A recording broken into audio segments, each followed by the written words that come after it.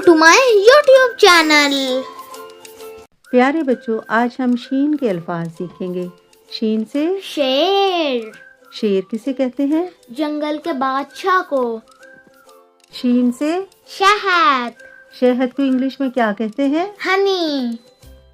शीन से शादी, शीन शादी।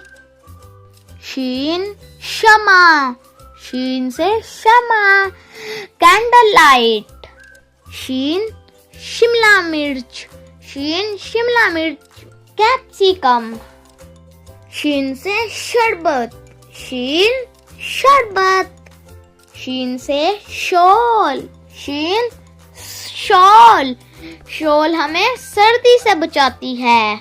शीन से शोर, शीन शोर।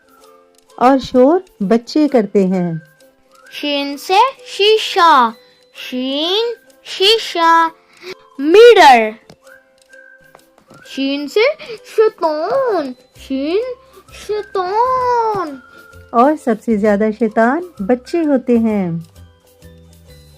शीन से शलजम, शलजम क्या है? वेजिटेबल। टर्निप, शीन से शबनम, शबनम को इंग्लिश में क्या कहते हैं? Due. Very good. Dear friends, मिलते हैं नेक्स्ट वीडियो में। टेक केयर, अल्लाह हाफिज।